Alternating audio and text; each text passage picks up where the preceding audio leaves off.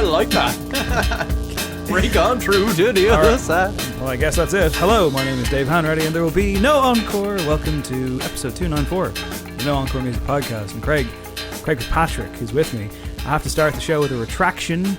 I hope it's okay. Correction corner, clarification corner. Last week's top 5, we did, if memory serves, what did we do last week? Artists we just don't get. Artists we just don't get. In honour of Drake. I've gone blank immediately. That's not a great sign for the show. Yes, you picked Black Flag in your top 5, of course. Indeed I did, band. And I said, I hypothesized, I said Royal Yellow, our friend Royal Yellow, Mark O'Brien. I said he grew up in the DIY punk scene. He's probably a big Black Flag fan. Can't say this word. Black Flag fan. Black Flag. And he's probably and he's probably listening to it and being like, "Oh, lads, well." So I got a message this morning, 8:26 a.m. from Mark saying, in block capitals, "Whoa, never got Black Flag. Kind of hate everything they represent. It's like, wow, yeah." He said, "It's big gym lad ruining the punk show for everyone energy. I'm with Craig. I need more femininity and offbeat weirdness in my punk rather than just machismo and bullishness. Also, the tunes suck." So there you go. Oh, I do couldn't have said it better myself. In fact, I didn't on the actual show. No, so I did. Mark. I apologise for invoking Royal Yellow on a band he's not a fan of. But would he be a fan, Craig, of Sleigh Bells? That's who we're reviewing this week for our album review on the show this week. Sleigh Bells. They're a noisy band, and we're talking with them later on in the show. We're doing top 5 samples this week in honour of Sleigh Bells. So that's going to be an interesting one. Yeah, in honour of one of their songs that we like, not to get too niche, but real. 10 years ago as well. The Funkadelic sample. I was like, oh, wait, there must have some good samples on this new record. And they're like, no, it's that one from 10 years ago. It's just Sunday afternoon and I'm throwing shit out, Yeah, well, I'm looking forward to stumbling my way through that top 5 later on in the show. I can promise you, listener, I will. I feel very off base at the moment. I woke up feeling sick today and I was working, so I feel very little blah, but it'll be fine. There's a kind of boyish energy to your approach, though. I'm enjoying it. It's okay. I don't know what you're going to do next in a good way, I think. So yeah, I'm going to say something wild and controversial. I won't, though. Actually, instead, what I will say is I'll leave. Oh my God, we're firmly in partridge territory now. Well, can I interest you in some houseplants, Craig? Houseplants, Dahi and Paul Noonan's band, who, as of this podcast dropping, by the way, congratulations to them, have released their debut album. It's called Dry Goods. Woo! It's out now. Congrats. Go stream that after you stream Royal Yellow. Stream Royal Yellow, everybody. I interviewed houseplants during the week. Never stopping, mate. Very good conversation. Were they in the suits? Because I'm hoping they maintain for God's sake, lads. Fuck, I shouldn't have revealed that, should I? No, they weren't. But did you see the photograph that went up today? I think Ruth Meshbear took it. It was no, I haven't seen it. They look like they're doing a bank heist in Heat. It's unbelievable. They're basically dressed like De Niro from Heat. It's unbelievable. Yeah, and what appears to be some kind of busy cityscape as well. So it's very cool. Handsome, talented boys. Handsome men, good to talk to. Had a very good chat with them. A few good men. Well, I was there as well. Had a very good chat with them. It's coming out next week. We talked about all kinds of stuff on that interview. Everything about the band, how they formed, why they formed, the record, music therapy, tinnitus. It's all in there. It gets very, it's very real, and it was really good. I'm looking forward to hearing it back. So, Sonic Architect Adam will be putting that one together for us. Sonic Architect David Tapley is editing this episode, and thank you to both of them. We are finally, I swear, recording a new No Aux Chord. It's our monthly Patreon bonus episode. It's a recommends corner. It's about an hour. We do it once a month. We are late to the party, and we apologise. It's just been one of those months so far, but Craig and I have locked in the date. We're doing it this Sunday. It'll be out on Monday. Touch wood. Actually, I won't promise Monday because Adam's on tour at the moment, so with Nilo. So, but if you're listening to this episode 6 months from it coming out, enjoy. It's out right now. Yeah. We hope. It feels shambolic, but we're all just very busy. But we're also here to do the show because we love doing the show. Hello. Patreon.com/NoEncore if you love the show as well. Every little helps. Seriously, independent show. Needs must, and thank you for your support, your continued support, and any support you give us whatsoever. And tell your friends, by the way, one way or the other. Word of mouth, as Craig will tell you, as a man who works in advertising, word of mouth is the best advertising, and that's correct, is it? Oh, very much so. The more organic, the better. in marketing and food produce, I guess. Podcasts. There's a whole range of stuff. Yeah, I got a master's in advertising. Let's move on. Let's move on. Take it away, Kanye West. Hey, you heard about the good news? All right, it's the news section, Craig. Did you see Rolling Stone's 500 best songs of all time list that they put together this week? In fact, they're famous for doing this, but they did a list in 2004 for the first time ever of this, right? But this, they update it every few years. They kind of add some stuff, tweak some stuff, but it's working off the original. This, however, is from scratch. They did it brand new. They consulted all kinds of people within the industry, not just journalists, but musicians as well. They made the point that when the first list came out, Billie Eilish was 3 years of age, so they kind of had to update it and move with the times. Have you checked out this year's list, is the question. I have not. I've seen much discussion about it online, which I was kind of surprised about because it's a Rolling Stone list. Maybe I'm just, jaded from my constant Q lists over the years, but yeah, people still get very excited about these things, apparently. I suspected you might have the list in front of you when we were recording this, and you might like to spring a few placements on me, so I was like, I'll come to this one fresh. Was I right to do so? Yeah, pretty much. I'm currently trying to find the story that I that I wrote the other day. I'm going to take a wild guess, though, that they've done this completely from scratch. But actually, it will mainly resemble the Rolling Stone stock and trade. Plenty of the canon with a lot of a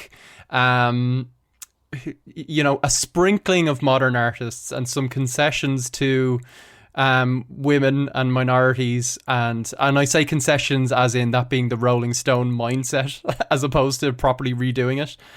So let's see how it goes. Okay, well, look, I'm not going to do the whole thing, obviously, because that would be a 4-hour podcast, and who wants to hear that? I will say that number 500 to kick off the list is "Stronger" by Kanye West. How do you feel about that? Yeah, that's okay for a kick-off. I'd imagine he features quite a lot. I wouldn't say that's his highest placement, and I don't know. Well, I maybe don't have. It is. I haven't put together like the average of stats. No, I haven't done There's that. No spreadsheet. But I will tell you that Lorde is at number 30 with Royals. I'm going to give you the top 25. But Lorde's there at number 30 with Royals. I'm out. It's apparently the 30th best song of all time. So here's what I'll do. We did this before with the Irish Times list that time. I'm going to read in reverse order 25 to 1.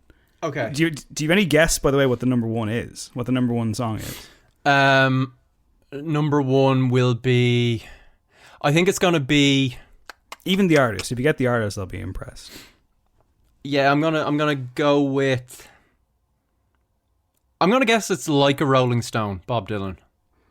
Okay, well, we'll find out in a moment. So okay. I'm gonna read them out now, and I guess just to avoid awkward Zoom audio, maybe I'll take a pause after each one, or raise your hand or something. I'd like to hear you comment on them all, really, but I guess we'll just see how we go. Okay, so number 25, Kanye West featuring Pusha T, "Runaway." Yeah, probably his highest placement. Iconic, a masterpiece. Cool. Yep. Number 24, The Beatles, "A Day in the Life." I'd be surprised if that's their highest placement, but it might be their best song, so I'm now intrigued by that. Continue. So the list is working for you so far. That's what we're hearing. Boomer Craig over here. Okay. Yeah. Number 23 on the Rolling Stone Top 500 Best Songs of All Time is David Bowie and "Heroes." Never really fucked with Heroes. I mean, the guitar is great. Oh, well, it's just so ubiquitous. Do you know what I mean? I think it's a great song, Craig. It's a great song, but it's one of those 23rd best of all time, it says right here.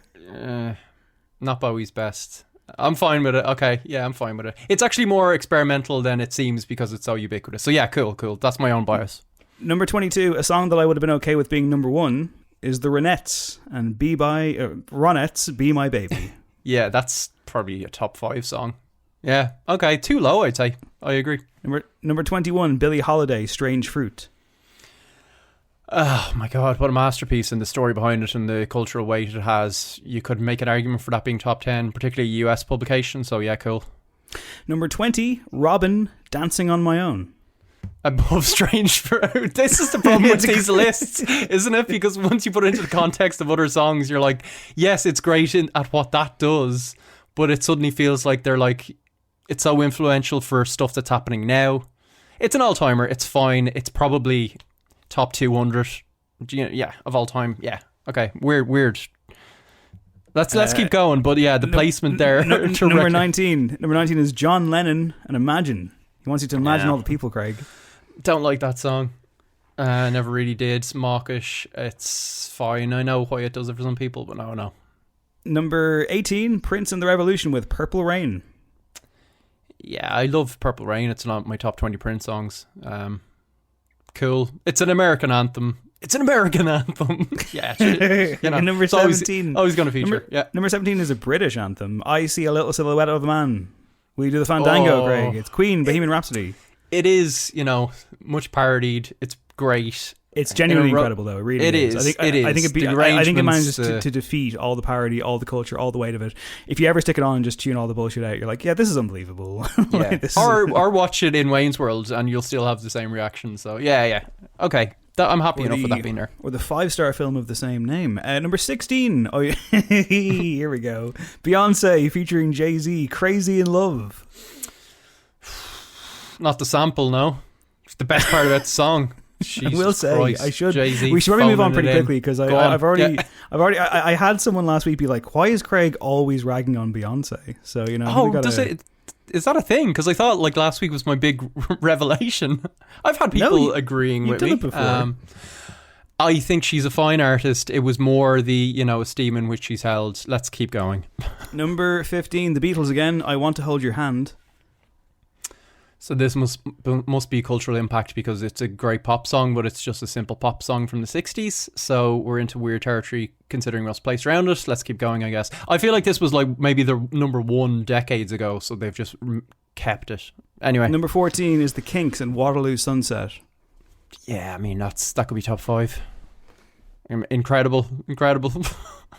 Number 13, The Rolling Stones and Martin Scorsese's favourite cut, Gimme Shelter. Yeah, that could be top 5. This is a big top 5 that I'm putting together. I am very much a boomer. I'm just like Waterloo Sunset. Give me shelter. Now you're talking.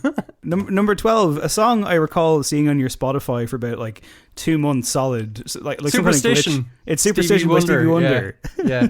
I was playing a lot of Stevie Wonder when I was in News Talk, and I think I left it on repeat one day, and then it seemed to just be a constant glitch now playing for me for like months. Yeah, great song though. All right, number 11, The Beach Boys and God Only Knows. I mean, that's top 5. That might be the best song of all time. God Only Knows 5. Could be the greatest song of all time objectively. Let's keep going. All right, it's time for the top 10. Number 10. And this has proved divisive. I've seen this pop up a lot. People are like, you're really saying this is better than Imagine by John Lennon, are you? And I'm saying it is. It's Outkast and Hey Ya. It's better. It's way better than Imagine. It's not the 10th best song I've written, though, is it? Well, I think I've said before that it's the greatest pop song. No, it's the greatest pop song of this century so far. And I might have been drunk when I said that, but I think it's great. It's not my favourite Outkast song even, so it just seems weird. It was an important song. I get why it's there. I'm happy with it. Could be worse. Number 9 is Dreams by Fleetwood Mac. I mean, I know Fleetwood Mac are having a comeback thing. Dreams is a really nice song, but it's not one of the greatest songs ever written. It might be in the top 1,000, but no.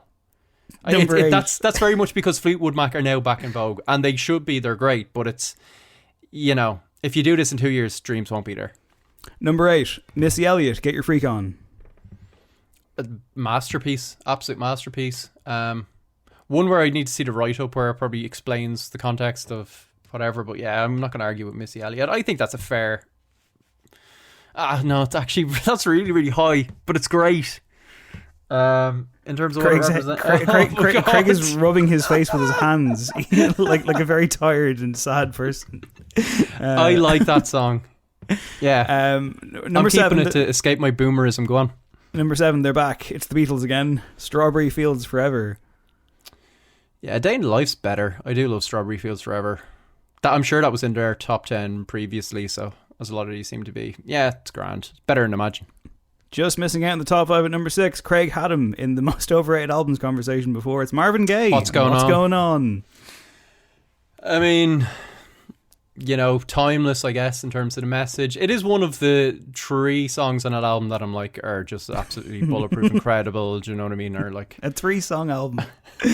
Unbelievable. Number 5. I prefer Inner City Blues. Number 5. Oh, really? Teen Spirit by Nirvana. This is all about cultural impact then, because that isn't top 10 Nirvana songs. Do you know what I mean? It's the riff from More Than a Feeling. It's a great song. It's great fun, but it's come on. Heart-Shaped Had to be Box there, I is suppose, because it's Rolling Stone. Yeah, it's way better. Yeah, all apologies. Yes, they've much more number clever 4 is Craig Schaefer. Number 1, at least what he thought would be number 1. It's Like a Rolling Stone by Bob Dylan. Number 4. Okay. Yeah, one of the best number 1s of all time. Yeah, big moment. 3 songs left. 60s culture, yeah. 3 songs left, and I'm looking forward to what news stories are we going to cut from the news section. I didn't think this was going to go as long as it did. Number 3, Sam Cooke, A Change Is Gonna Come. What a song. Oh, that could have been number song. 1. Yeah. I think it should have been number 1. I think it's incredible. Yeah, it is. It's unimpeachable. Number but 2. Apparently it is impeachable. That's not number 1. Number 2 is Fight the Power by Public Enemy, as seen in the opening credits of Spike Lee's incendiary Do the Right Thing. It's absolutely tremendous, but it's not top 10 or top 20. I don't think it's maybe top 50. I appreciate the inclusion, but no. Yeah, okay, and the number 1 then is... And finally, the best song of all time, according to Rolling Stone. Any ideas? Would you like the gender of the artist? Would that help? Sure, yeah. It's a woman, Craig. There is a film about her in cinemas right now. Oh, Jesus, I haven't... You don't go to the cinema, of course, yeah. Yeah. It's giving me no... No, I really don't know. I'm going to... Go on. You've nothing to lose here. Different era, a long time ago. Classic song, timeless. Oh, Aretha Franklin. Yes. Respect. It has to be Respect, right? It is. Is it? Or it is, in fact. It is, in fact. Respect. Well done. It is Respect by Aretha Franklin. Best song of all time. You agree? It's a, you could say it's a perfect song. Means a lot to a lot of people. No, I don't agree. But it's like these lists, when you start stacking songs up against each other, like you could make an argument that every song you mentioned there is in its own way perfect, and they're so different, then how are you ranking them? It's a bit of fun. We like lists, obviously. We'll do another one later that will go on for even longer in this segment. But what did you make of it?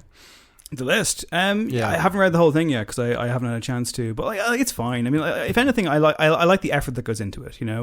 I mean, it's apparently they spoke to over 250 people, whether it was journalists, musicians, people in the industry, writers, critics, whatever, including like big name musicians and such. It's almost like a PFA Player of the Year thing where it's like at least they put the work in. I haven't seen the whole thing. And again, with these things, like, they are designed to provoke debate and piss people off. It just always annoys me when someone will look at the article and immediately be like, trash. And I'm like, mate, it would take you like 2 hours to read. Like, come on. Like, at least. That's a good point. It's always the case with these lists where you need the context of the article, yeah. Yeah, look, come on. There's no list in the world that is like, yeah, that's it. That's the best song of all time. It's fair enough. I don't think Lord should be number 30 though. Anyway, look, we'll move on. Lots of stories, Craig, but we're going to have to cut some because, otherwise it'd be a 2-hour show. We don't want that. Okay. Nicki Minaj, what's she been up to this week? She had a weird week. She was sending weird messages to Boris Johnson, I think was the latest. She's not vaccinated. She didn't make it to the Met Gala, which we'll talk about in a little bit. So she tweeted on Monday, I was prepping for VMAs, which I initially read as Vemus, and I'm like, is this some new holiday? So did I. Got very excited. Then I shot a video, and guess who got COVID? She continued, they want you to get vaccinated for the Met. If I get vaccinated, it won't be for the Met. It'll be once I feel I've done enough research. I'm working on that now. In the meantime, my loves, be safe. Wear the mask with 2 strings that grips your head and face. Not that loose one. So, she's taking some precautions, but she went on to say that she's skeptical because her cousin in Trinidad wouldn't get it because his friend got it and became impotent. His testicles became swollen, and wouldn't you know, he was just weeks away from getting married, and the girl called off the wedding, sicking her. So she says, just pray on it and make sure you're comfortable with your decision, not bullied.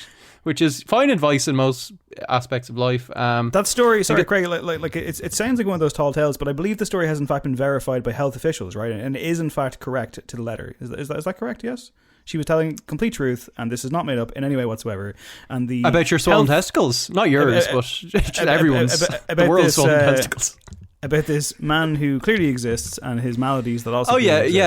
Dr. Fauci came out and said, "Yeah, I actually know him. Went for a few beers with him last week, and checks out. It's real bad." No, Dr. Fauci came out and said, "No, they looked into whether the Pfizer, Moderna, or Johnson & Johnson vaccines caused any reproductive issues in men or women, and Dr. Fauci was saying it's a resounding no. There's no evidence that it happens. Yada yada." There was also then, just as I mentioned, I think the British chief medical officer said it was not great what she was coming out with in discussion with Boris Johnson, and Boris did his usual thing of like, oh, I've never heard of her, but vaccines are great, blah blah blah. And then she had this audio clip where she did her fake Cockney thing, and she's like, hello Boris, I was actually born in London, and she got me back on side because it was kind of funny. But yeah, I mean, we're obviously vaccinated and up for everyone getting vaccinated, and we've been taking shots at people that have been kicking against us, your Van Morrisons and the likes.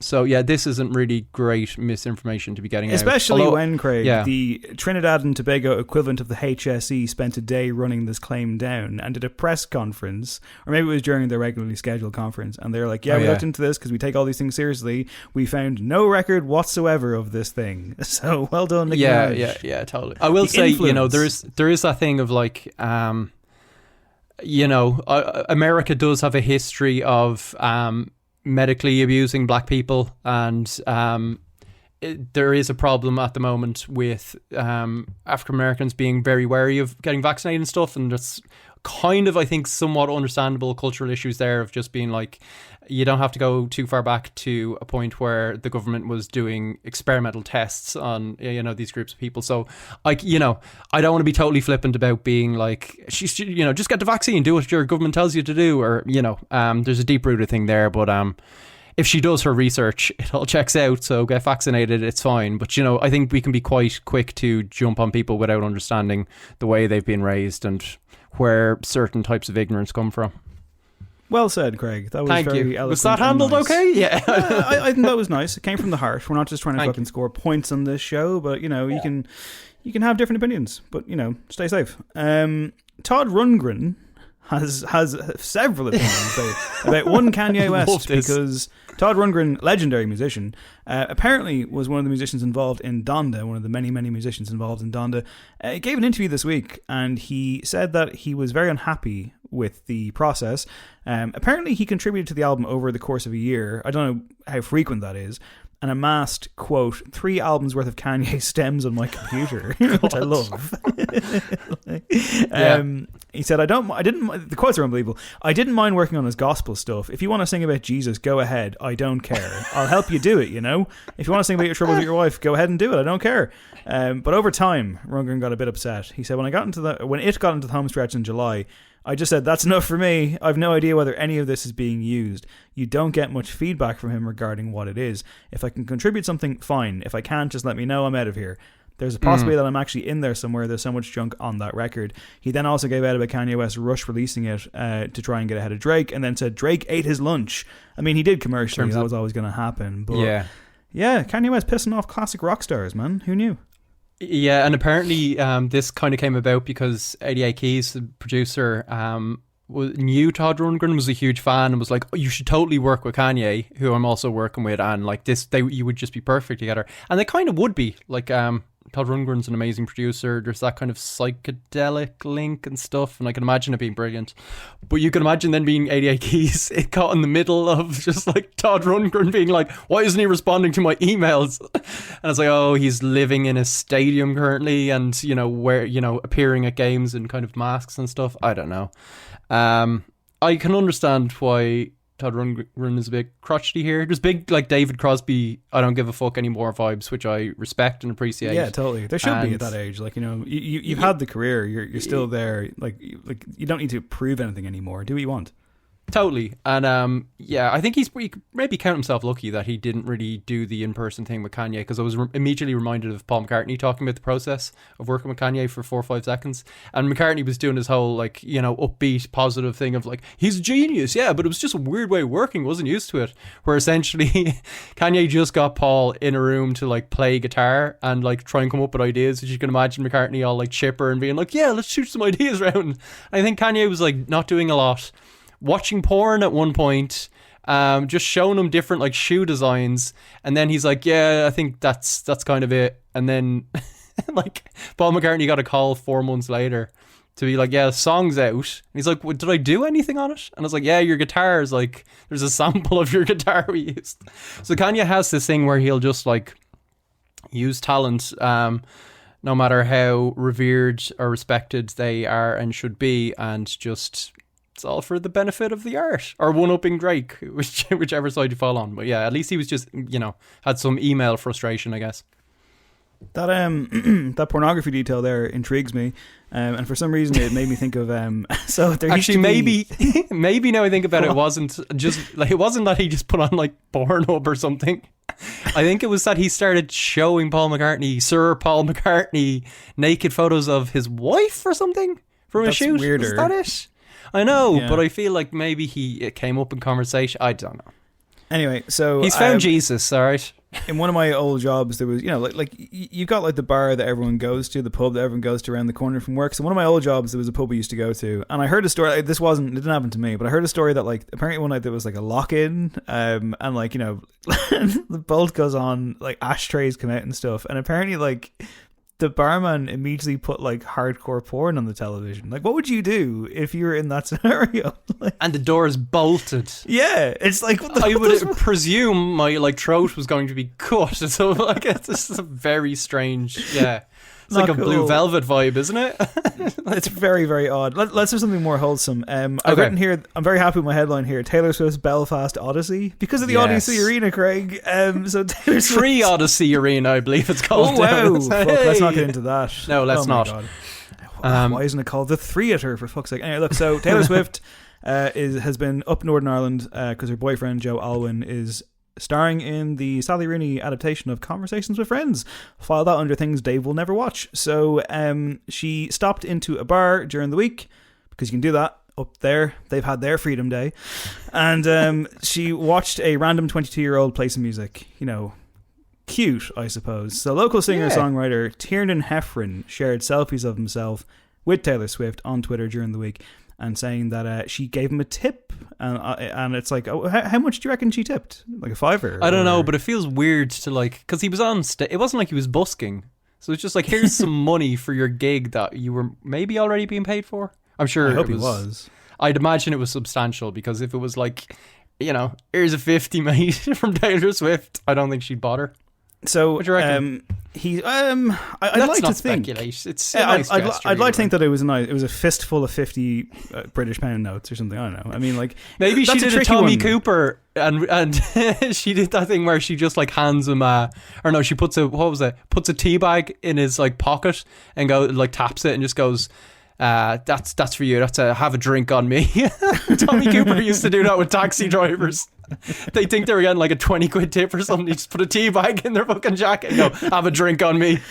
That's outstanding work. I'd like to think that it was something substantial, but like, that's a really tricky one, because you can't audit her. You're like, you know, like, no matter what she gave you, you'd be like, this is a millionaire. They could have given me anything. Maybe it's a £100 note. Who knows? So he said it's not every day Taylor Swift walks into your gig and stays there for your whole 3-hour set. Fucking Springsteen over here. Fucking kiss. So he said she was the most lovely person. She asked how could she follow what I was doing, and gave me a tip. Dreams do come true. I'm ready and excited for what's to come. There's a BBC News write-up, which I've been debating about whether I should like read in the style of Jackie Fullerton.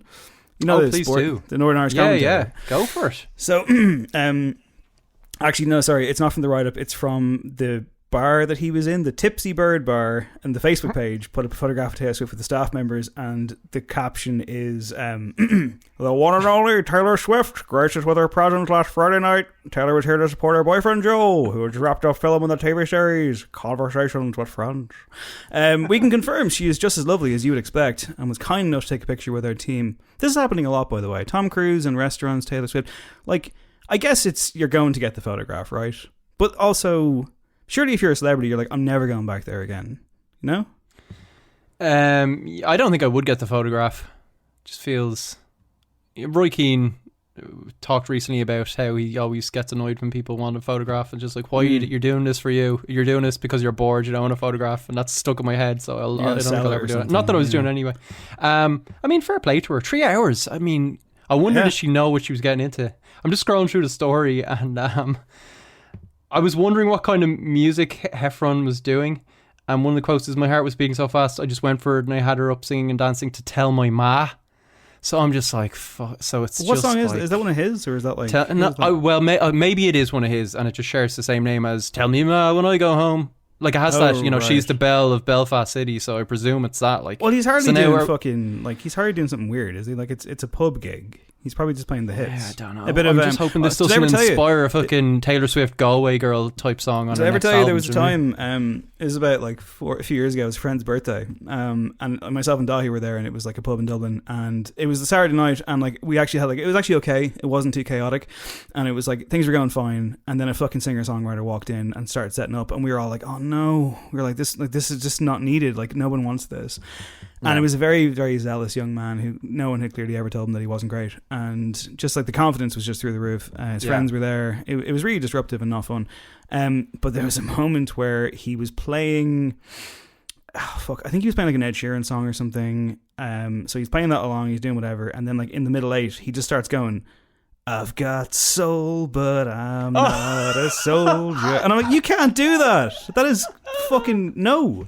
And like tapping the guitar, and I was like, that is outrageous. Like, that is fucking disgraceful behavior. And I'd say like along with a knowing smile of like, look what I'm doing, guys. Oh yeah, I'm big a genius. Time, Yeah. This guy was cock of the walk. I feel like I can do a better Jackie Fulton than that impression, by the way. I kind of panicked on the spot there. You have to imagine I enjoyed it. You have to imagine like a bizarre arcane scenario in which Northern Ireland are playing Brazil or something, and it's like, you know, the boys are themselves proud today. It's the final score here at the Maracana. Northern Ireland 2, Brazil 21. That kind of stuff, you know.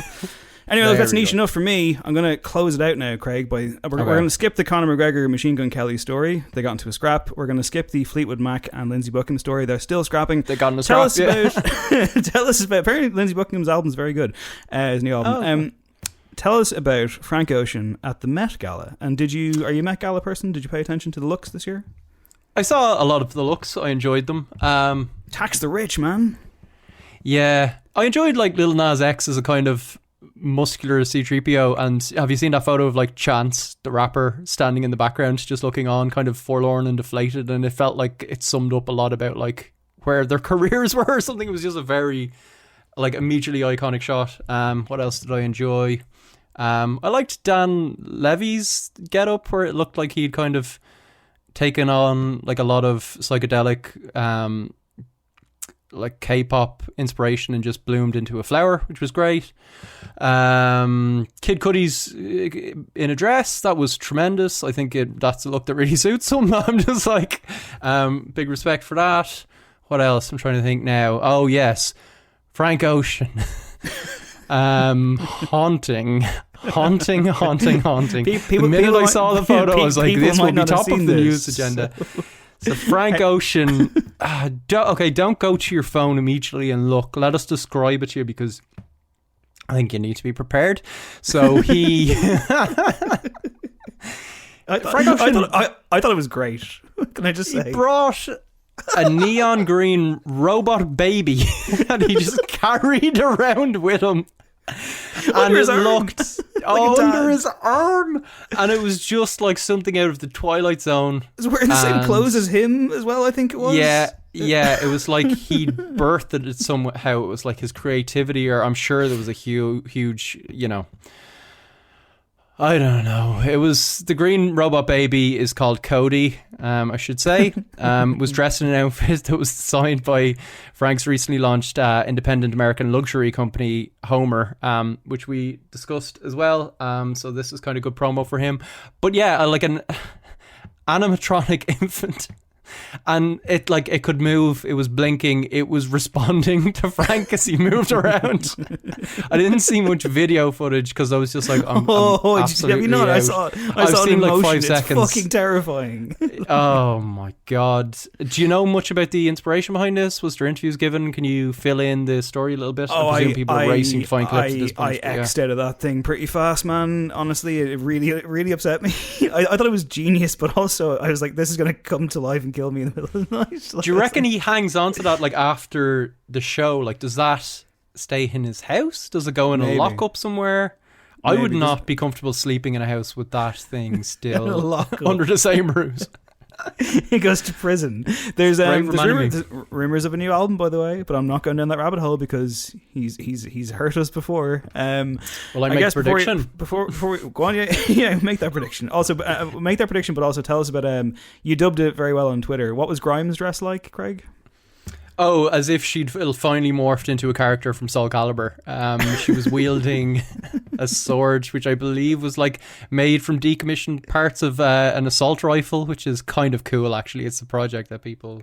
But anyway, the look was spot on. Like, if she literally just was like a new playable character in some beat 'em up, you'd be like, yep, nailed it. Absolutely nailed it.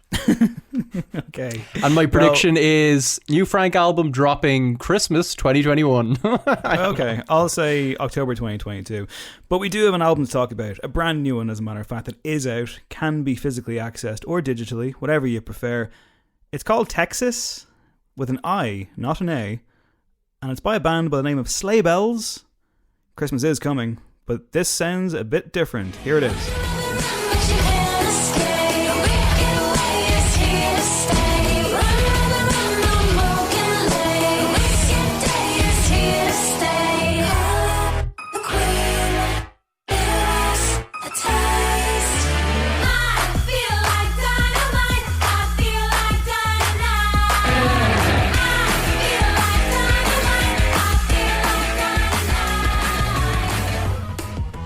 Well, Craig, that's Sleigh Bells. Tell us about them, tell me who they are, and tell me if you think that they should bother making albums. Do they need to? I'm not sure they do.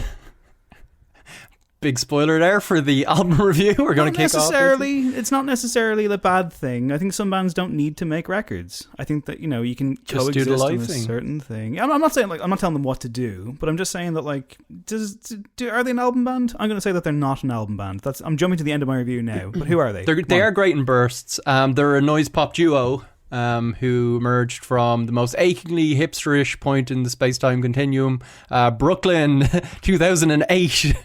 And yeah, I think much like Brooklyn 2008 and like the art that came out of there, it's like, their stuff delighted and irked people in equal measure. We've always had a bit of an interest on the show. Mentioned the magnificent Real earlier on. The debut Treats was quite bracing and refreshing when it came out, I guess. It's Alexis Krauss on vocals and Derek Miller on guitar. And yeah, I think when they're good, it's easy to kind of get caught up in the sound. They do something quite different, or did at the time when they came out. When they're not quite firing on all cylinders, I think the component parts for me get a bit much, and you kind of start doubting the approach, and you're like, are these metal guitars really this cheesy? Like, is this really tongue-in-cheek? Is there any room to breathe in these drum rolls, etc., etc.? I think that's been like the question we've had on their album since that debut. So there's been Reign of Terror in 2012, which was kind of more of the same, bit of Rivals in 2013, and then Jessica Rabbit arrived 5 years ago, and it seemed like they were questioning themselves. Alexis was talking at the time about it being like making an album was like a matter of life or death. They seem to have a really hard time. The recent interviews now are just like, yeah, we didn't know if the band would continue. And it seems to be like Derek Miller, in a quite like frank quote from what was it from? DIY. An interview with DIY there was saying, I'm not comparing us to this band at all, but with a band like Radiohead, they're constantly tearing it up and starting from scratch every time they make a record. 39, I've been listening to that band since I was 15 or so. And for a lot of people in bands, it feels like you have to do that all the time. And he says, I'm not going to do the thing where I dismiss our catalogue. Really love a lot of it, but we were overthinking it. You kind of reach a point where you feel like you're not allowed to sound how you sound. So this is their kind of, in literally as many words they've said, it's just like, I don't want to think about it anymore. Let's just do kind of what we did in the first album, the stuff that we know we're good at, and see what happens. Like he goes on to say, like, I threw away my oblique strategy cards, like to Brian Eno prompts. I stopped trying to be like, take us in new directions. And so they just doubled down on stuff they hadn't been doing in a long while. And I guess fair play to them. They say this is kind of like their most settled record. Is it settled for you, or is it stale? You think maybe it's slightly redundant 10 years on, more than 10 years on? Yeah, I think all those words actually apply, which isn't to say that I had any problems with this record. I mean, like, for starters, short enough, 11 tracks, 35 minutes, thank you. And I think, coming off the last two albums we reviewed, which had a combined running time of, what, like 3.5 a week and a hours? half. Yeah. Like, so it's refreshing to have a refreshing in and out, hit repeat, whatever, pass the 5 listen test, no problem. Couldn't really grasp much out of it, and I think the fact that like it is probably their most reminiscent of their debut just makes me go, oh, that debute's fucking great. And it is. Treats from 2010, I think it's 2010 or 2011, is a fantastic record, and of the time, a fantastic of the time record, like the likes of it. You think about like Passion Pit and Dirty Projectors and even a Foster the People or whatever, just like that kind of in your face high pop, put all the fucking faders up on the desk, whatever. And it was clicking. It really felt like that kind of stuff was clicking around that time, whether you were lost in Pitchfork or The Hype Machine or Q or whatever. These were cool bands coming out of New York and coming out of America and coming out of just like a very hipster scene that either rubbed you the wrong way completely with their abrasiveness or kind of, got something, awoke something within you. And I think that even beyond the amazing Rill Rill, which is a fucking phenomenal song, it was the first one I heard, I'm sure it's the first one you heard as well. Yeah. I think Treats is a very good album. Infinity Guitars is amazing. Their kind of manipulation, their production stuff, just like cranking it all up to 11. It works for me. But I did wonder, even with that album, where do you go from here?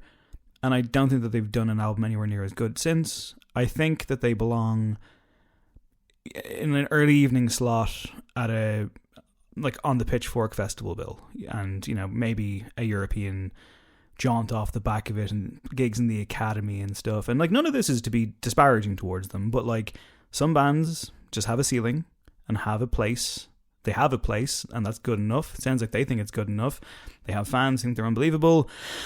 There's some nice songs on here. True Seekers, which is the penultimate track, I think is a very nice one. Yeah. I would have closed the record with it. They kind of go back to the well to close with Hummingbird Bomb, which is totally fine. The track we played, Locust Lace, is quite nice, but it is just kind of full pelt, roller coastery stuff in which they, I imagine like someone using like a K oscillator or something for every instrument. Just like, let's just run our fingers along here and just go up and down and up and down and up and down, and gets a bit exhausting. It feels a bit stale in the sense that it does feel like the sound of 10 years ago.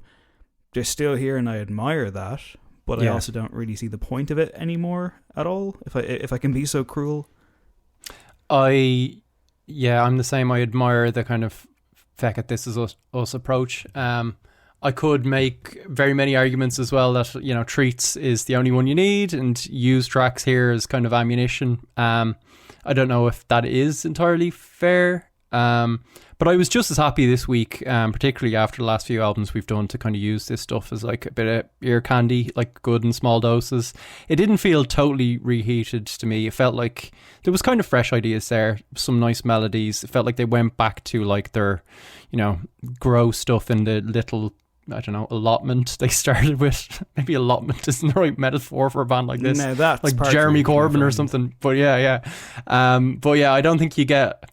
To continue the allotment thing, you don't get a full, nourishing, well-rounded diet from what they produce. Wow, it's just kind of snack food. It's an album that kind of clearly leaves you a bit frazzled if you listen to it too much, and if you think about it too much. And they kind of clearly didn't. But it does feel instinctive, I think, and it doesn't feel like they're forcing the issue, or they're like, let's try to recapture what we had on the debut. It feels like they're like, let's just do that thing where like the first thing that sounds good we just nail. So I kind of like that approach. But yeah, there's so many elements to all of their stuff always that like should be the stuff that rubs me the wrong way. Like the kind of so much of the guitar sounds like it's being played by, what was your man's name in Fury Road, the Doof Warrior. Doof Warrior, yes. He could be like guesting on this record. No, it's just Derek Miller. And you know, those drums really are insistent, but I think somehow Alexis just kind of, her vocals do recontextualize it every time. And I do think when they're very good, they've strong enough songs that like it could work with different treatments. Locust Laced for sure was a real highlight. As you said, True Seekers, which is more steady, mature kind of sounds. Justine Go Genesis. Like somebody's sounded like they could actually be on Taylor Swift's last record or last kind of main release, but are just slammed with guitars. And it's actually the kind of Olivia Rodrigo approach, except way wilder. I went back to Sour and like, because I think at the time I was saying, yeah, this is quite like brittle and pop punky meets Taylor Swift, but like it's kind of Sleigh Bells-ish. And actually like a track like Brutal is way more tame than what Sleigh Bells do. So kudos to them. I think they're still influential. But it's just a while since they first announced themselves with that stuff, and it's fine. It's I would probably recommend people check it out. It's short. It's 35 minutes, yeah. There's some gems to take away. Let me think of another metaphor. It's like going go-karting, Dave.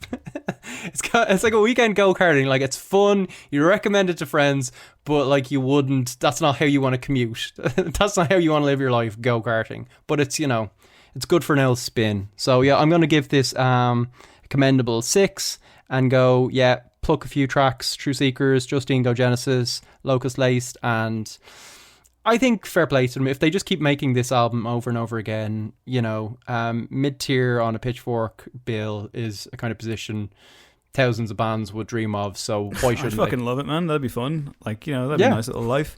Mario Kart. Do no encore live show. Yeah, like go-kart, Mario Kart for me. Yes, very video gamey kind of stuff. You know, Sugar Rush. Eventually, you want to put you want to put the controller down. 5 out of 10. It's fine. Check out Treats. It's much better. Right. It's time for the top 5. So it's top 5 samples. We're speaking praisefully this week. Time constraints meant that I was forced to make a decision, and my decision was, am I going to commit to picking some really obvious and maybe basic guy, you know, kind of stuff? Like, I wonder, and I'm hoping that Craig has, you know, a nice kind of mastery of the sample and a real respect for it. Not that I don't, but like, I'm aware once again that this is a potentially very dense top 5. What I have lined up ain't that dense. I'm very much kind of fucking with the mainstream here. And there's some choices. In fairness, like, you know, I doth protest too much. I think I have some interesting choices. I think I have some interesting. Sure you do. I think there'll be interesting conversations to arise from them. How did you approach this one? I didn't include any Kanye because I was like, I could just probably have a top 5 Kanye, and we talk about him so much, so that I'll just leave him out, and that kind of made things easier. It was a toss-up for me between, like, am I going for songs I discovered through the sample and I think they're really stand-up, or was it how it's kind of going to be used? It's a bit of a mix of the two to me, but I just... this has been a bit of a, not a week of discovery, but just really cemented why I love sampling as an art form. I was making dinner on like Tuesday, and I stuck on, it's a Grandmaster Flash interview on like Hot 97, where they gave him a good like hour, and they just let him geek out about like how he got into turntabling and invented so much of that kind of mixing record stuff, and like the invention of hip hop, which is like totally based on sampling. And it was great because it was just like he became a geek kind of because he came from a really poor background, and he would just play with kind of electronic stuff that was just dumped outside, and he figured out like how fuses worked and stuff. And then he kind of gets to a point where he's like going into like really fancy like hi-fi shops and stuff, and like he's trying to figure out how to mix records, but he has to like alter turntables, and he sees like a Technics thing, and he's like, I need to check to see if the platter on that is going to be the right texture, because his mom it was this whole thing, and like they were like suspicious he was going to rob the place. It was just extremely sweet. He came across like a total genius, and the techniques seemed so difficult. I guess a lot of my top 5, I'll be talking about how just flipping some of these samples and recontextualizing them is incredible. And suffice to say, I was watching this guy as I made dinner and thinking of like how much for years like the kind of rock brigade and probably Rolling Stone back in the day were just like, sampling is just like taking great music that's already existing from the 60s and 70s, and it's not real musicianship. And I've said before in this show, some of this stuff I'm gonna like have now just boggles my mind. The effort and the care that goes into it feels tougher and more inventive to me than like Eric Clapton just fucking learning note by note old blues riffs on his guitar that was just handed to him, that he just does for the next 50 years. This is real kind of creativity. It's the musicians as music fans, because they're discovering this stuff. And yeah, I've rambled on too much, but you can sense probably that I'm enthusiastic about this, and that was my approach. That's a good approach, man. Would you like to kick us off this week? Yeah, cool. Okay, I'm going to kick us off with something I think we've played in the top 5 before, but it wasn't. I didn't actually select this song. It was one of its reference points. And the clip, I'll forewarn here, the clip you're about to hear is, I think, the YouTube channel Tracklib, that do really good breakdowns of like the samples, where they come from and how they were worked into the actual song. And then everything after this point will be me cramming stuff together on Audacity, where you have the original and then what came out of it, and me trying to crossfade stuff, and it'll get hilarious. But this just sounds sublime. Here you go. About 8 years ago, don't act like you don't know. We were sitting at home in your mama's living room, cause we couldn't be alone. See, your mama knew I was something else. She knew how I felt. Back then we were in school, and that's your favorite.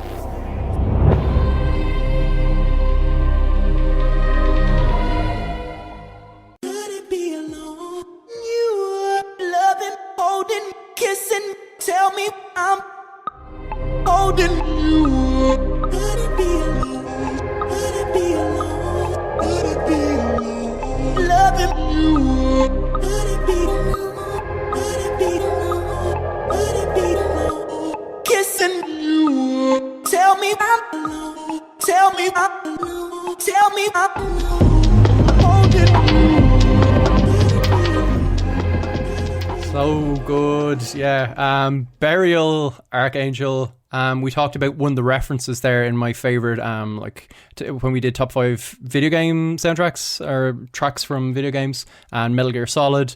Burial uses Metal Gear Solid and Metal Gear, series franchise sounds quite a lot. Apparently he'll like use like the sound of like falling shells as percussion and stuff.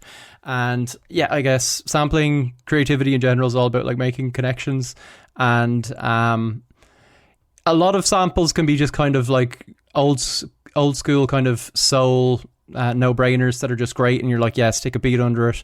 But Burial was messing around with some Metal Gear stuff, and then he thought, what would sound great with this?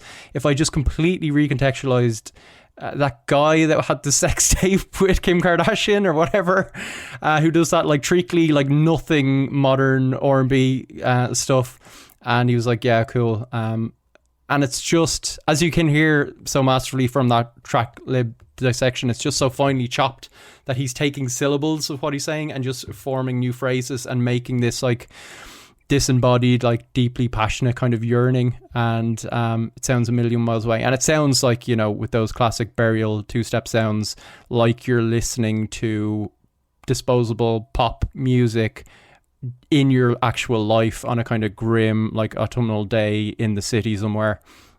And I won't go on too much because I think we have talked about Burial quite a bit before, but I did find an amazing quote from him. It was in an interview with Mark Fisher, who's the kind of political theorist and the music critic, passed away a few years ago. But this kind of was sickening, to be quite honest. He was talking about the making of Untrue, which is the album that comes from. And yeah, so basically Mark Fisher was saying Burial had in fact produced a whole album's worth of material in another style, not the kind of cut up and pitch shifted voices and the fragments of Untrue. they were more technical. All the tunes sounded like some kind of weapon that was being taken apart and put back together again, but he scrapped it. So the quote from Burial is him saying, "I was worrying. I'd made all these dark tunes and I played them to my mum and she didn't like them. I was going to give up, which she was sweet, telling me, just do a tune. Fuck everyone off. Don't worry about it." He says, "My dog died and I was totally gutted about that. She was just like, make a tune, cheer up, stay up late, make a cup of tea." And he says, "I rang her mobile 20 minutes later and I'd made that Archangel tune." 20 minutes later. And I was like, "I've made the tune you told me to make." It took him 20 minutes. And not to get too technical, but I believe Burial used SoundForge, which is like not a proper digital audio workstation. It doesn't have the mapping. It's basically like him going into Audacity with WAV files and just moving them around and not being. So he's just a genius, and that's my number 5, Dave. Avant-garde genius. Yeah. This might be sacrilege to some, but even just hearing that clip there again for the first time in a while, it reminds me a little bit of one that I did consider but didn't pick in the end, which is The Weeknd. The Weeknd doing "Belong to the World," where he takes Portishead's Machine Gun and speeds it up, which Jeff Barrow of Portishead continues to call him out for, because he says that he did it without his permission, without the band's permission, and that they're owed royalties or whatever. But like, Jeff Barrow has been holding this long-standing, probably valid grudge against The Weeknd for a long time, but "Belong to the World" fucking rules. Yeah. And it's Portishead did a lot of great sampling as well. You know, it's I like that shit. All art is theft, I think, is what we're getting here. Great choice to kick it off. It just makes my number 5 all the more like. I'm hyped. I feel like we're gonna get banger after banger. Let's just do it. Maybe. I will say that this person is someone who I think we only exclusively say that like bad things about them. So maybe it's time to redress the balance with a song everybody fucking knows. Let's go. Your posters and your pictures, man. I like the shit you did with Rockets too. That shit was fat. Anyways, I hope you get this, man. Hit me back, just a chat. Truly yours, your biggest fan. This is Stan.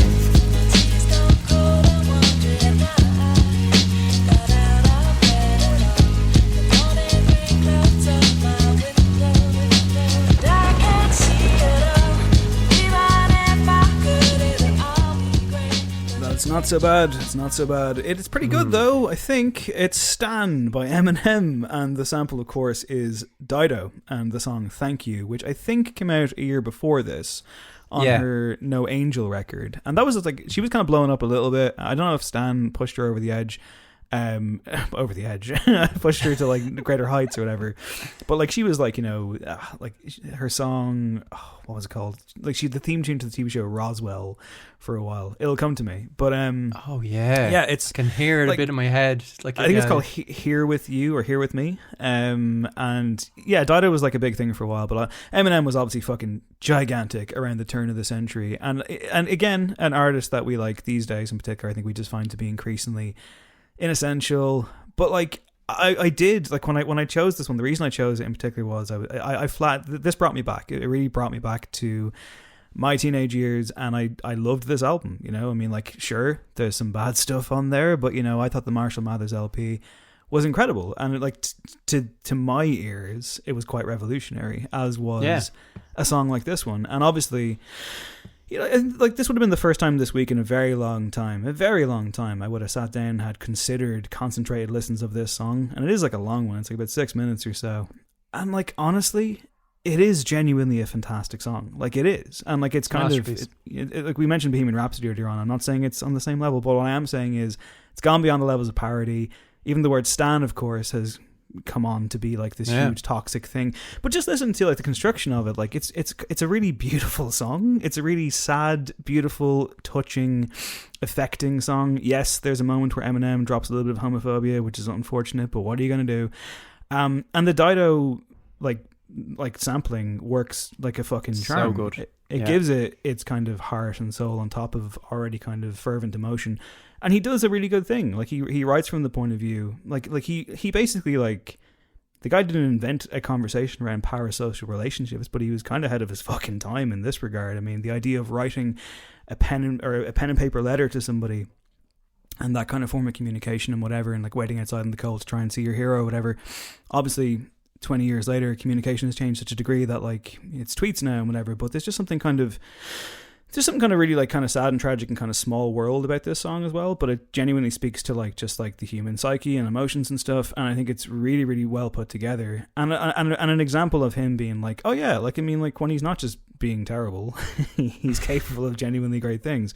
Dido, for her part, kind of talked about how she didn't even know that how she ended up on there, like who got her music to him in the first place, and she's like, she gave a lot of interviews around that time, and she was just saying that like, it's one of those songs that took me only a few minutes to write, much like Burial, I suppose. I was just sitting there thinking I'm going to write a song about having a shit day, and then one person or anything, it doesn't matter, it makes it all okay. She's talked at length about Eminem even before she met him, and she was like, you know, he seems like an intelligent guy. I thought it was a brilliant thing to do, and I was so excited because I thought it sounded great. I really do genuinely like him. If he didn't do this intelligently, if he was just an idiot, I might think differently about his record. I think he's so clever and funny. He's a great storyteller and entertainer. It's one of those songs I think that it's kind of hurt by its own reputation, but honestly, I think it's a fucking incredible song. Yeah, it's devastating with that, and it's when we talk about Eminem, I think our main problem with him is, apart from all the kind of, you know, aiming for the charts pop rubbish, is that he has decided that he needs to showcase himself as a rap god and his huge technical ability, which he has in spades. He can, you know, in those terms, he's as good as anyone, but he kind of neglects the reason he kind of became huge, apart from the shock value, was he actually had a lot of kind of empathy, and he was a really good storyteller when he wanted to be, and this is the best example of that. And it's like, you know, it has some shock stuff in there, but Stan doesn't become a caricature, and I think the sample totally helps the vibe totally. I love the fact that it's not the chorus of the song, like it's just that verse, that downbeat thing. It doesn't feel the need to kind of kick into that whatsoever. It's just minor key and got massive, and we need more though. So yeah, a really good choice. I like that. Thanks, man. My next one is one of the greatest proponents of the MPC in history. There was a lot of tough choices about like which one I'd pick from him, and like this is just a sample of like dozens upon dozens of his donuts, I guess. Here we go. Stretch me out like a rubber band. You got my life in the palm of your hand. That's what you did to me, baby. Yeah. Stretch me out like a rubber band. You got my life in the palm of your hand. Listen to me. Like a bird, yeah.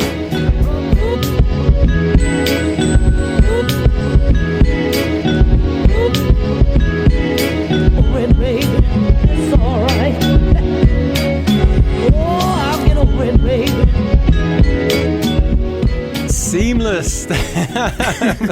Melding together, yeah. So the first song you heard was the Tramps' Rubber Band, which is tremendous Philly soul group. I think they were one of the first disco acts as well. They did Disco Inferno, but yeah, Rubber Band has been popular for the last few years, and it wasn't Hate It or Love It, which this was also used for around that time. Cool and Dre's work for The Game, which is, I love that, it's a gorgeous instrumental as well. It's kind of Wistful Glide. It allows The Game and 50 Cent to get quite introspective. It's cool.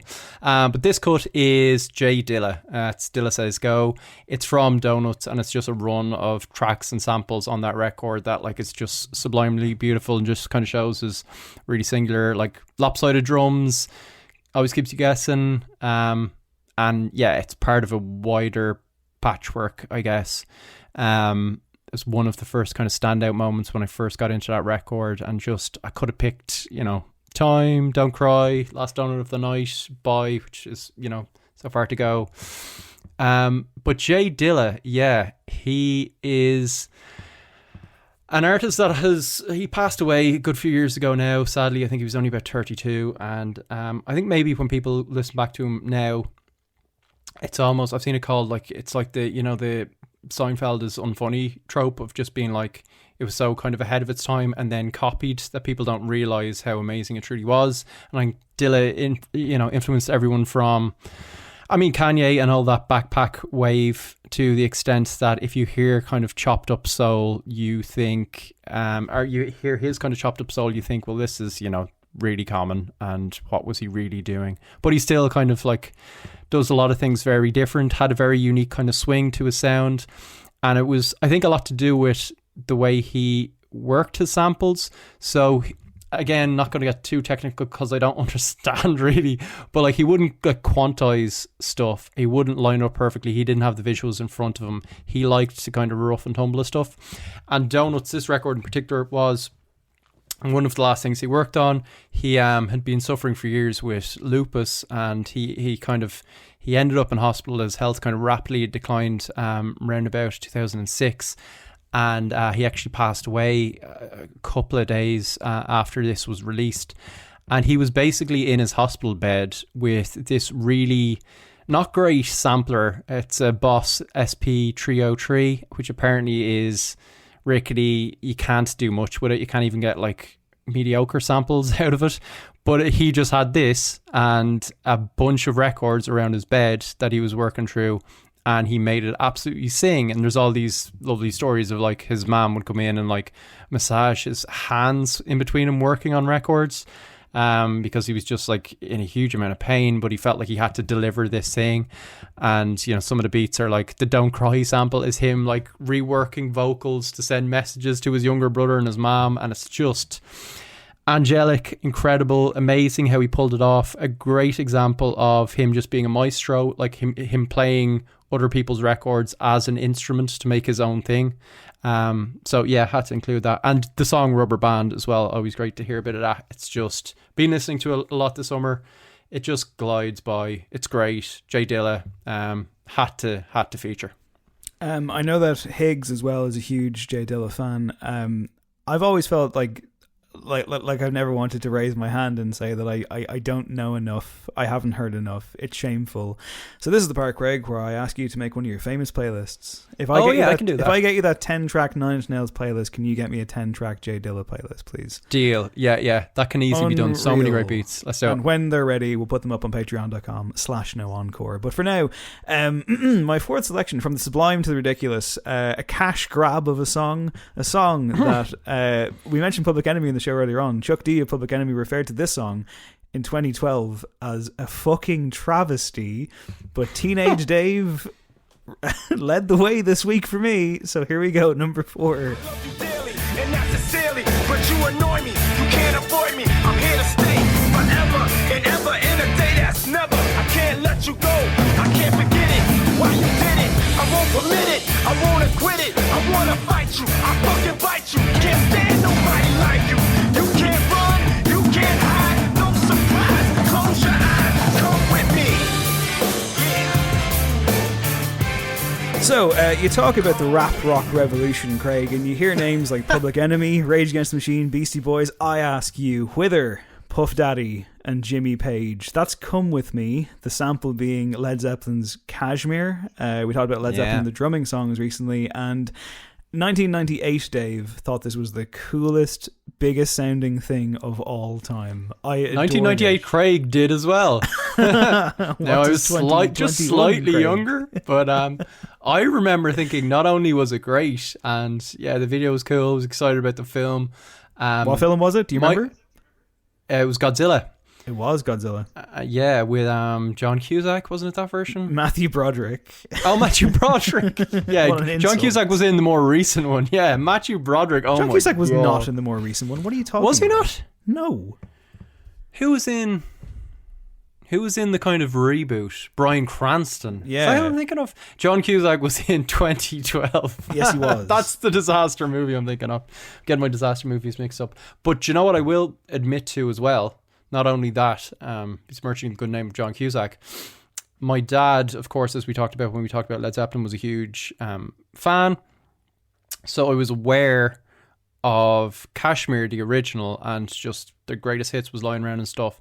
And I remember distinctly thinking at the time, Puff Daddy's really improved this song. It just has a certain oomph that this tired old 70s recording this is what I wanted can't to hear. capture. Yeah, I think I was wrong, but well, I was very excited about it at the time. My version of events is even more disrespectful because I was like, I had no idea like that it was a sample. I had no idea that like there was a pre-existing version of this. I was like, man, Puff Daddy's just fucking killing the game. I was considering, I actually picked this one as a substitute because I originally put down I'll Be Missing You because I wanted to kind of reverse some of that police bashing bounce from last week. Yeah. But then I realized, oh wait, I picked that one already. We had that, yeah. Top 5 songs about friendship, so I couldn't possibly do it again. And then I was like, well, wait a minute. Puff Daddy has an even better song that samples a big song, and I it's not on Spotify, by the way, which is outrageous. So I've had to YouTube it for the week. Chuck D, like I said in 2012, I like Jimmy Page and P Diddy, but what they did to Kashmir was a debacle. They are giants in their own way, and you can print this, but that was a fucking travesty. When I get involved with a classic, I knock the fucking ceiling out of it, or I leave it the fuck alone. There's not a lot of information about this because it's just a cash grab. It's just like it's from a different era, though. We talked about it before. I do miss that era of big movie tie-in songs. They're still out there, but they don't have the same level of impact. And I put a lot of that down to, you know, the music video not having as much power as it used to, MTV not being what it was, and obviously the digital age, Craig, as I like to refer to it quite often. But there's a fact I found which I don't think this is true, and I need someone to confirm this. In France, the song is played when Olympique Marseille score a goal, which maybe it was for a season. I would imagine that's true. I hope they're still doing it. It's a great riff. It's a hell of a song. It's stupid and silly and cheesy, and it cheered me up a lot this week, so it had to go in. 1998, ushering in Summertime for Humanity. I'd say Chuck D likes this group. I can't be sure, but yeah, it doesn't matter. Who cares? I like them.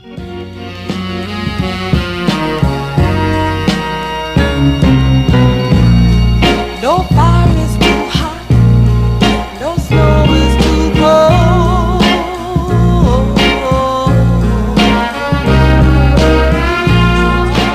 You know how we be working. Cash moves everything around me. Cream get the money. Dollar bill, yo. I grew up on the crime side, the New York Times side. Staying alive was no job. Had second hands. Moms bounced on old men. So then we moved Dollar bill, yo. Yeah, Cream, Wu-Tang Clan from the John Cusack film 2012. Opening credits. No, I think it was 1994 came out. Yeah.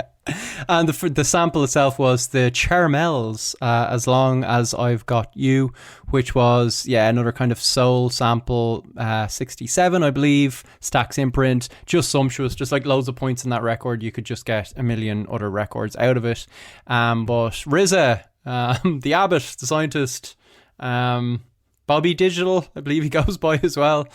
This was apparently one of the first beats he ever came up with, which says a lot. He's one of the greatest producers of all time in hip hop or anywhere else. He had a 5-year run from, I think, this until Wu-Tang Forever, maybe just before Godzilla came out, actually. And he kind of took a step back and actually started concentrating on his film career. Maybe there's some crossover there. I don't know.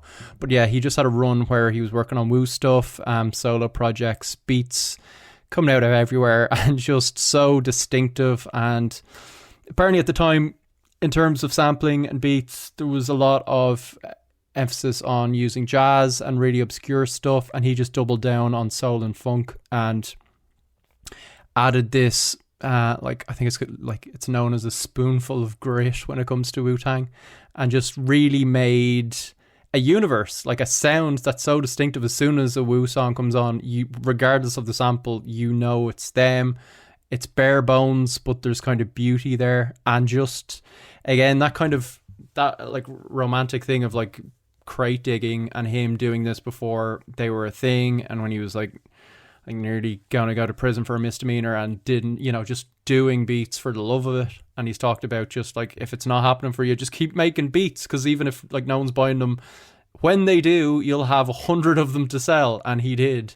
And this is probably an obvious one, but I think that piano loop, it's just so simple, that 4 bars, but it's like part of like hip hop DNA. I think you could make a case for it being one of the greatest hip hop songs of all time, and it shows what you can do with very little, really, just a few seconds of sound, and you've got this Wu universe just kicking into gear. That's from the debut. His best work's on Liquid Swords, Jizz's stuff. I was nearly gonna pick Shadowbox him. This is what I went for, and yeah, also had to include RZA for sure. Imperious stuff, Craig, and I'm gonna call an audible in return, because I was just thinking about my next pick here and how what I was going to play was like the first one I thought of, and then I thought, well, if it's the first one you thought of, Dave, it should probably be your number one. So I'm moving my number one to my number three, and my number three to my number one.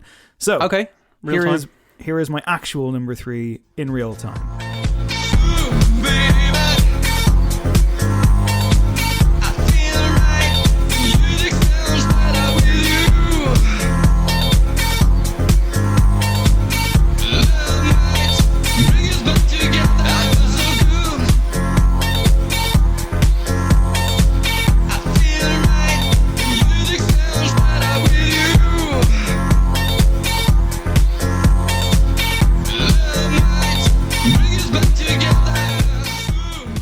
Baby, indeed, it is Stardust. Music sounds better with you. The sample is Fate by Chaka Khan, which appears fucking immediately into the track, like 3 seconds in or something. Yeah. And, you know, is the bedrock, is the riff, is the hook, is everything. What a song. I think you picked it before for a top 5 a while ago. Am I misremembering this? No, I don't think... Did I? I think you did.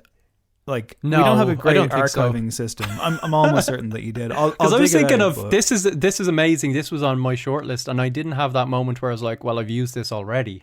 But we've done a lot of shows. Yeah, we have done a lot of top 5s, and it can, and there've been a few repeats, and there will be. And you know, again, I think a song like this, like there's been this talk recently, hasn't there? Because like this song made its way to streaming services for the first time ever, I think in the last year or so, and maybe it was a news story, I don't know, but I'm almost certain that you picked it before. But the point is, I feel like when it came back out or was getting a bit of a resurgence there, I feel like there was some conversation about like, oh, they're going to do an album or they're going to release more music. And I'm like, I don't want them to.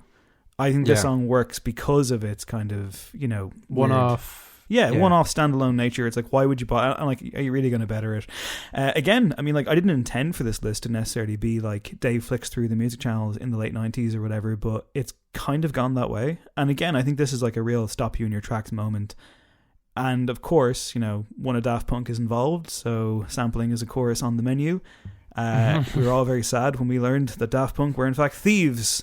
But like I say... Yeah, I think it was Dave Keane of... It was Dave Keane of Hot Press fame. Yeah, Hot Press fame, who kind of let us know we were big Discovery fans. And then he's like, you know how, like, how many samples there are in this? And we're like, yeah, of course. He's like, no, but have you heard the original samples? And it was just like the entire song's dressed up with some vocoder and Frenchness. But still bangers, you know.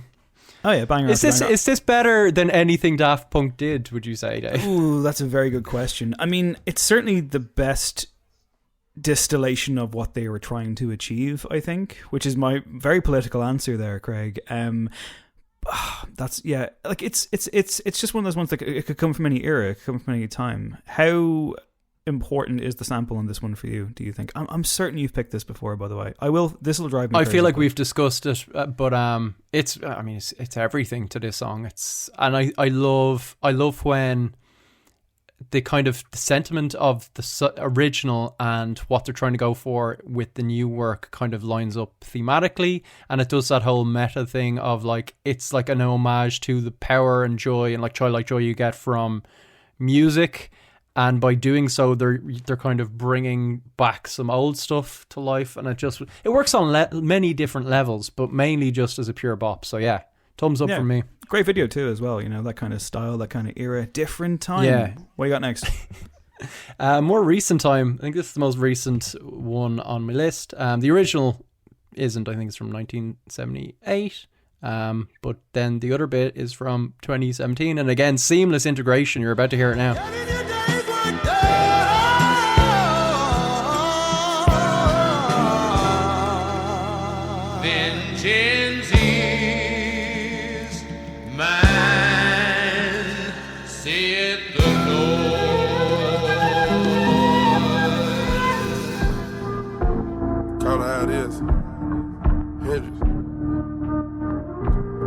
Swear.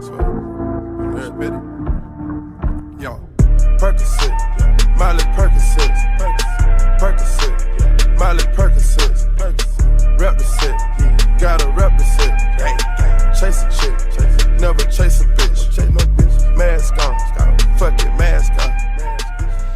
Yeah, 2017, so that amazing refrain kind of works for now, but also mask off, fuck it, mask off, I don't know. It's Future Mask Off. It's young Metro Boomin on production, and that incredible flute sample taken from Prison Song, Tommy Butler song from the late 70s. It was actually on this musical, the album of the musical Selma, which was about the death of Martin Luther King and just injustice in the States, and it's reimagined as this swampy, slowed down, trappish song for Future, where he's just kind of doing his lazy, charismatic Future thing of like alternating between Molly and Percocets.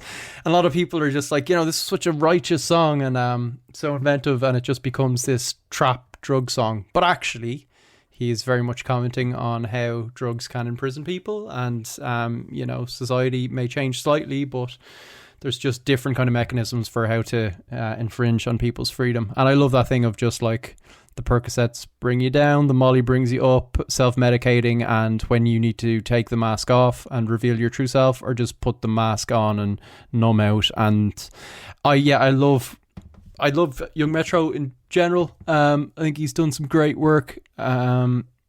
So thanks to, I think, Lil Wayne and Drake for discovering him. Work with Kanye, of course, that like incredible producer tag. Father Stretch My Hands. If Young Metro don't trust you, I'm going to shoot you, which is incredible. And yeah, this brought about kind of a resurgence of the flute, I feel like, in hip hop as well. But none has done it better than this. There's something very swampy and magical about it, and I rag on kind of trap a lot of the time. This isn't really straight trap, but it's like that genre. And Metro doesn't usually do sample stuff, so it's like harkening back to hip hop's past. And I think even in the instrumentation, you can hear the investment of like the struggle and the weight of it and what it means. And it's doomy and it's magnificent. And yeah, it's recent, but it's just one that I've listened to a lot, so I had to stick it in. Mask on, you say, Craig. How about masks on plural? And by masks, I mean cyborg-type helmets. Shall we go? What an intro. I didn't know where that was going. I was like, is this going to be a song that was the theme tune to like The Mask with Jim Carrey? Oh, that'd be good though. But no, it's this instead. Go nuts, go ape. Especially in my pastel on my page. Act like you can't tell who made this new gospel, homie. Take 6 and take this, haters. That don't kill me, can only make me stronger. I need you to hurry up now, cause I can't wait much longer. I know I got to be right now, cause I can't get much longer. Man, I've been waiting all night now. That's how long I've been on ya.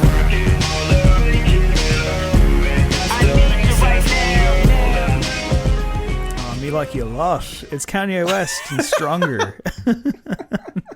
200th best song of all time. 500th best song of all time. 500? Yeah. Shit. 500 according to Rolling Stone. Check out the news section if you skip straight to the top 5. But yeah, essentially, the sample is Harder, Better, Faster, Stronger by Daft Punk. But, or is it? Yeah, like, can we really like credit them? Because Kanye credited them. The backstory to this one apparently is that, like, requested the use of it through their manager. They said yes. They eventually met up at a music festival, Lollapalooza, I think, possibly. Hung out, became friends. There's some hilarious quotes around this. Like, Daft Punk being like, we heard it on the radio and it sounded great. It's like, we love hip hop. We were delighted to be involved. Like, it's real, like, when like that World Soccer Show interviews a new promising starlet who's playing at River Plate or something, and they're speaking in their native tongue, and then the translator's like, it is great to be playing football at this club. I hope to achieve new heights with the team. And it's just like, right, cool, great. But Kanye West apparently could have been a magnanimous figure when he was talking to Zane Lowe about this, in which he said that, no, their version's better than mine. And I'm like, the funny thing is, like, I found that quote on Wikipedia, and right next to it, there's like a bracket that says verification needed, because I'm sure he probably didn't say that. But this was an era of Kanye West in which I was still on the, fence. Still on the fence, still skeptical, but this was unavoidable. It was everywhere. And obviously my love for Daft Punk brought me in, and I was like, this is amazing, isn't it? And then they're playing it in clubs and stuff, and it's the glasses era, the sunglasses and stuff, and it's just, I miss that Kanye, man. This was so much fun. Bring back Shutter Shades, you say? Bring back Shutter Shades, so much fun. And listen, like, for all the Daft Punk bashing I've done on this show and whatever, and for all of their crimes, literal crimes in music. I mean, come on, it's unstoppable, right? Again, I'm aware that it's a very obvious selection. And with Kanye, I originally was thinking of Power and 21st Century Schizoid Man, but again, if you go down the Kanye West sample rabbit hole, as you did allude to, you'll never stop. So I was like, nope, just pick it, surface level. And then I felt exonerated and vindicated when Rolling Stone named it the 500th best song of all time a couple of days later. Yeah, like when you mention the kind of King Crimson sample there as well, it just kind of gets back to my earlier point of being like, I love the idea of Kanye just kind of crate digging and listening to shit that you might be into, or it's kind of that nice democratic thing of just artists being true fans and hearing stuff and being like, that's amazing, and then getting excited about it and deciding, okay, I can actually bring something new to the table. And I love Stronger. It does that Power thing of leaning on the lyrics and bringing it into the song, and it's just a wonderful production. So my number one, I don't know if this will be a surprise, might be. I love the sample song. I play it quite a lot. Introduced to it by the Outcome 2009 track, and yeah, this is another one of my seamless edits. Sorry, I I'm think going to this cut you one off for 1 second. There are kids screaming so loud out in the street. I got my windows fucking closed. for my number one. Apparently, What so. is it, Craig? They're screaming so fucking loud. It's dark outside. This is crazy. Are they okay? Do you need to go check? I hope or not. Tell to be an honest adult? with you. Okay. I hope not. But they've probably been picked up on the mic because it's unbelievably loud. And I've got my windows closed, man. Double glazing, I think. Oh man, well I'm disappointed for them that they don't get to hear this.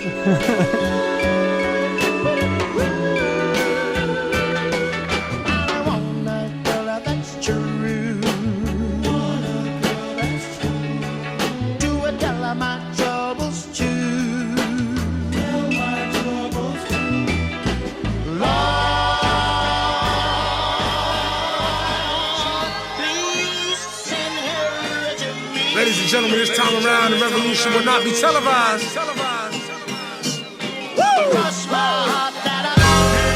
As we proceed to give you what you need. Oh, 9 brother. Get it live, brother. Ladies and gentlemen of the court. And the hearing against State of Hip Hop versus J Electronica. I present Exhibit C. When I was sleeping on the train. J Electronica, Exhibit C, and Just Blaze on the beat, working with a Billy Stewart kind of smaltzy ballad from 1967 again, Cross My Heart, which is a really lovely song. I really like it. I think his voice is great. He's got a good catalogue as well. He kind of passed away. I think he got in a head-on collision or something when he was, again, early 30s, and he was dead by 1970. I didn't know too much about him, and the song itself doesn't have much to do with Exhibit C. But that's no surprise, because apparently, to keep a theme going, this was put together in just 15 minutes. According to J Electronica, I don't know if we can really believe him. And maybe he was just talking about his verses. But again, I don't know how he would write those verses in 15 minutes. And there's a whole mythos around this story. J Electronica, of course, doesn't release stuff that often. This was, I think, the second single release from him. We got a mixtape already. There was Exhibit A. We didn't get Exhibit B. And then apparently Jay was talking to MTV years ago about Exhibit C, and he said that him and Just Blaze were supposed to appear on this Sirius XM satellite radio show, an Angela Yee show, and they're friends with her, so they wanted to premiere a new track just for her, but they didn't have anything, so they just stayed up trying to make stuff. And they didn't make the appearance because they just fell asleep, apparently. And Jay was like, yeah, we did the song in 15 minutes. We never went on the show. We fell asleep in the studio. I forgot the song existed. I didn't hear it again until I heard it on Tony Touch's, again, some other satellite radio show. It was all kicking off on satellite radio last decade. He was mad. He was like, oh, I'm going to get in trouble for this. It was all over the internet. People were asking for CD quality version. It eventually then came out a few months later. Again, word of mouth. And it's, just the Just Blaze beat is so sensational. And Just Blaze has done great things. Probably best known for his Jay-Z collabs. He was on the Blueprint 2, the Black Album. He did Public Service Announcement, which might be my favorite Jay-Z song. Really great touch. New Jersey guy, I think. And yeah, I just don't know how he flipped that sweet, croonery kind of like love struck thing and made it just one of the hardest drops possible, and it just gets me so hype every time it comes on. And yeah, one of the absolute best. And that's the power of sampling, my friend. That's an excellent shout, Craig. What a fucking amazing piece of work. Just amazing. Those kids are still screaming. I don't know what the fuck has gone on. This is genuinely unsettling. Like, just so obnoxious. Like I don't get it. I just don't get it, man. Why do people have kids? Why? Right, listen. Go on. This is my number one. Okay. Will this calm you down?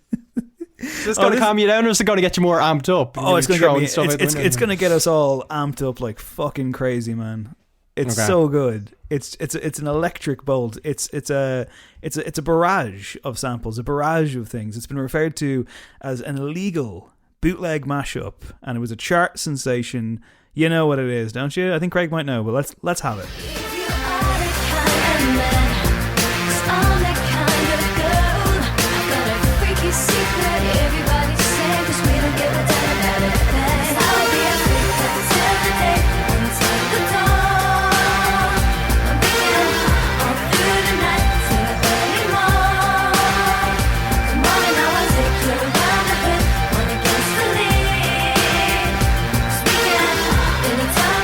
Yes, it is Sugar Babes and Freak Like Me from 2002. Totally forgot it. Great goal. Did you forget it? Oh my god, it was the first one. It didn't come to mind this week, and I'm like, fuck, that was genius. Yeah, the mashup era. I was forgetting all that. So good, man. And like, again, another one of the reasons why kind of on the spot I bumped up to number one was I want to give Sugar Babes their flowers. I don't think we do that enough on this show.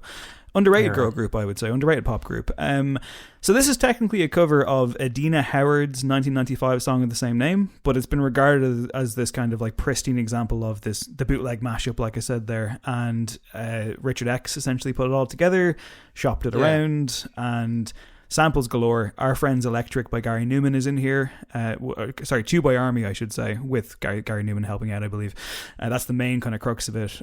Freak Like Me by Adina Howard, of course. Like, they took the melody and the lyrics. Sing a Simple Song by Sly and the Family Stone, I believe is the drum beat.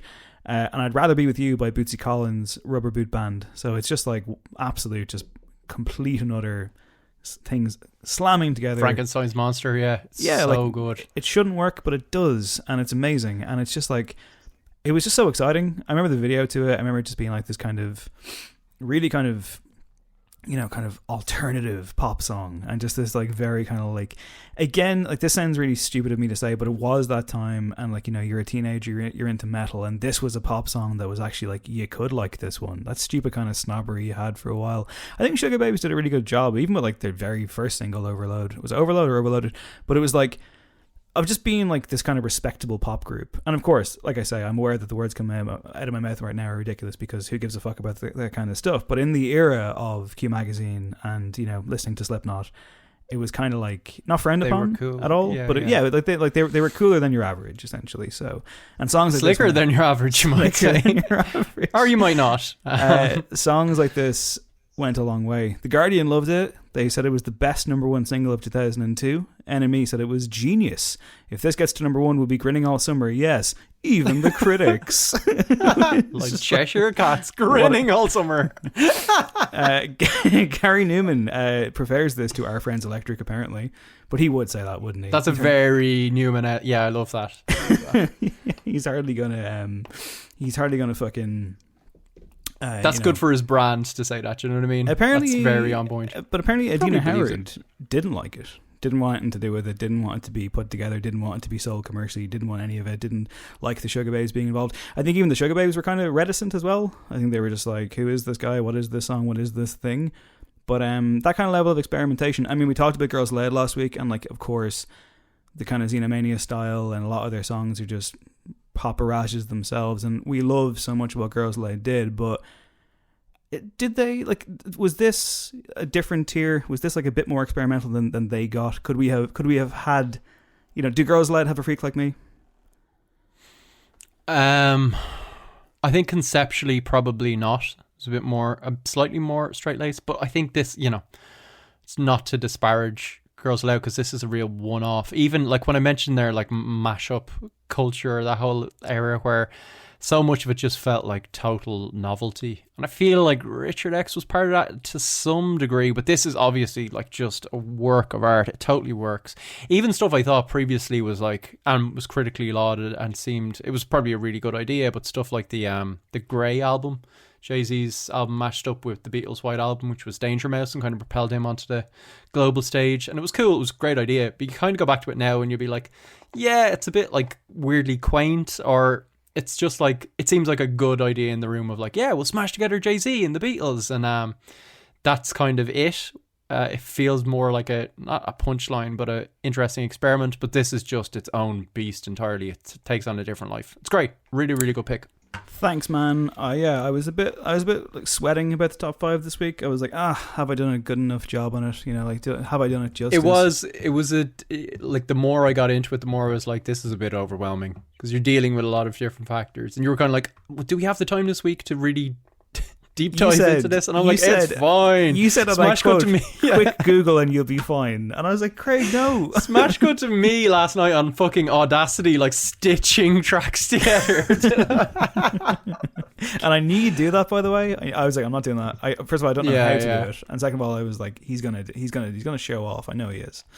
Well, I really enjoyed it though. It kind of made me feel like a kid. Just, I love that thing of like recontextualizing stuff, and shivers, man. Sometimes those original clips come on and then the fucking how it's reworked, you're just like, no, people can be great. Art can be great. You did a wonderful job. I'm not here to fucking pour cold water. Like, I love when you flex for the show. It's always good.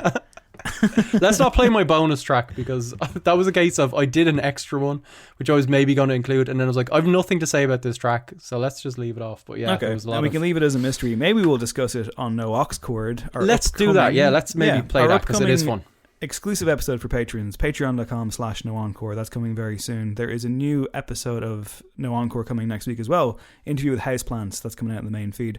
If you like the show, if you like what we do, if you like the effort that Craig goes to on Audacity, you can help us out at patreon.com/No Encore. A little goes a long way. And please tell your friends about the show. Maybe rate and review us on iTunes, all that kind of stuff. It actually does matter. And thank you very much, by the way, to our special guest sonic architect, David Tapley. He fronts an amazing band called Tandem Felix. Go check them out as well. And thanks for listening this week. We'll be back next week. Catch you later. Stay safe. My name is Dave Hanratty. His name is Craig Fitzpatrick. This has been No Encore. There will be no encore. Goodbye.